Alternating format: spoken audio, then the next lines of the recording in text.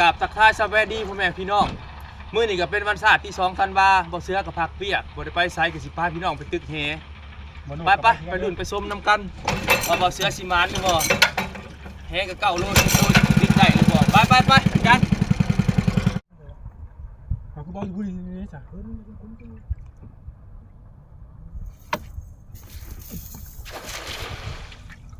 เอาดอกจากบ่อซีไน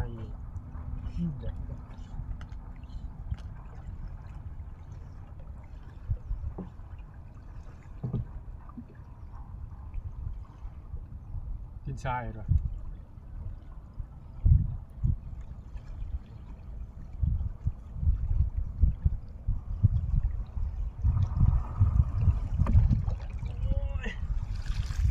อะไร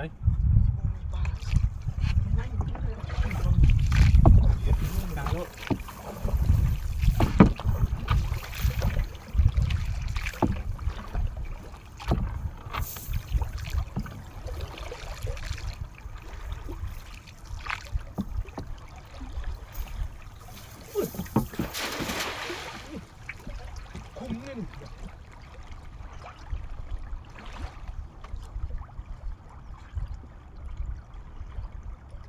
หัวหินยังบอกพ่อป้าหัวหิน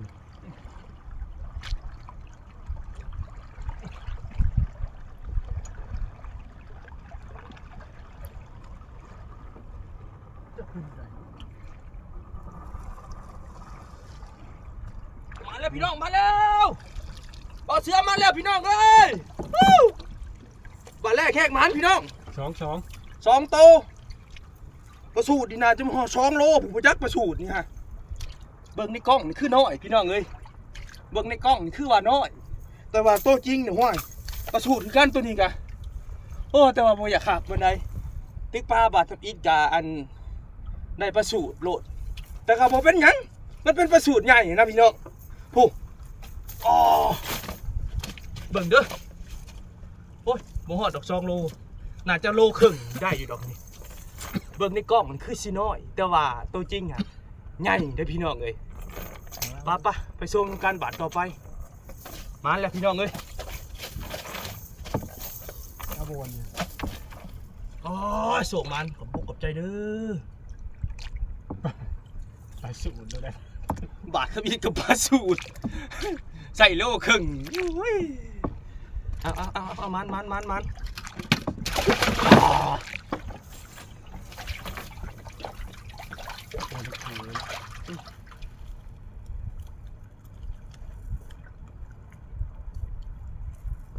เนี่ยตำนี้เลยเท่ติดอยู่แล้วบ่นะจะเอามันบ่นะโอ้ยตึกนะประสูตรนะเขาใกล้เลยได้กินยังอ๋อเขาคักอะไรอย่าเขาไปสิออกยากเลย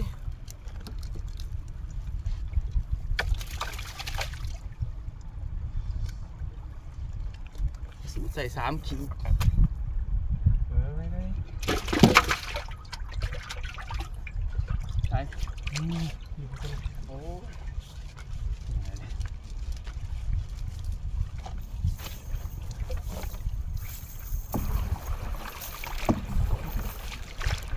โยติดตัวนะทำไรไล่เฮงไล่เฮงพี่น้องเอ้ย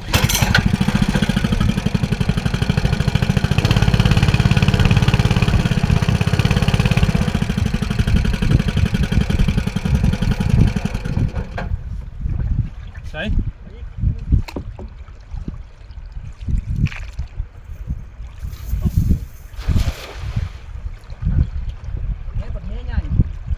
บันงามแบบโปรเตะ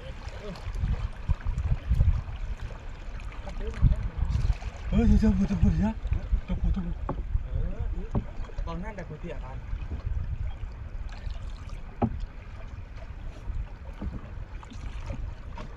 ประมาณโอ้ห้องเฮ้ยขอลงเลยบอกนี้นะมันเกาะหัวคือเดียวนี่ตั้มเลยเด้อการหลบคุณลงแล้ว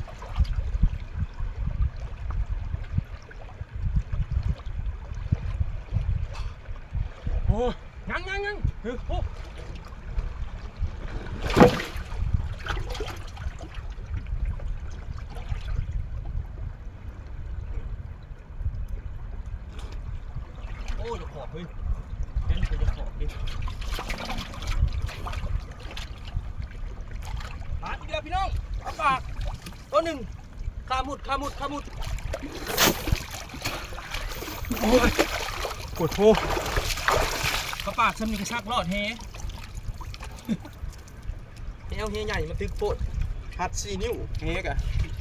ก็ทำนี้ชักรอดพี่น้องเลยใช่4 นิ้วมีวางลุ่มก็มีใช่เนาะใช่เนาะขึ้นเลยนะ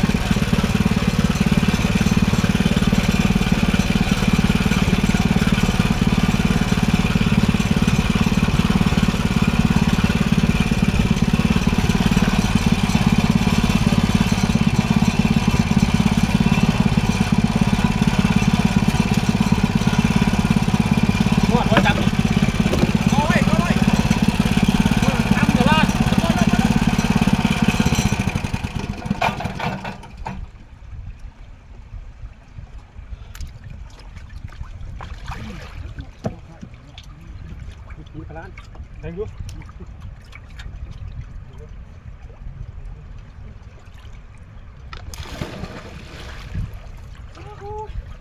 ปวดมัดแขน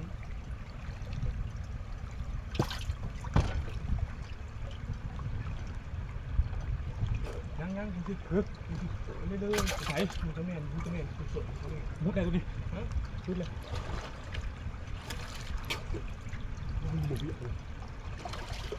มุดเลยไหนเลย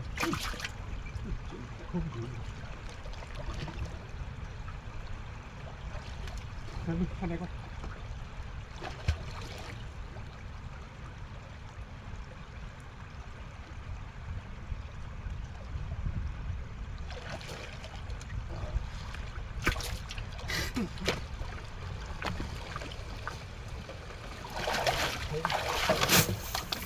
ต้องจะตึกหูเลยครับมันสีได้พี่น้องเอ้ยแต่ละตัวโอกาสจะบอกปินนั่นนี่มันเห็นและอันและวันนี้ก็มาฮอดอันท่าแหละพี่น้องเลยมาสรุปบ้านร่วมมื้อนี้ก็ได้ประมาณนี้แหละบ่ได้ปานใดมื้อนี้ก็ใครก็มื้อวานนี่อยู่คลิปนี้ก็บ่มีหยังหลายมีแต่ก็เพราะว่าสบายดีพี่น้องเอ้ยฝากกดติดไลค์กดติดตามหน่อยเด้อ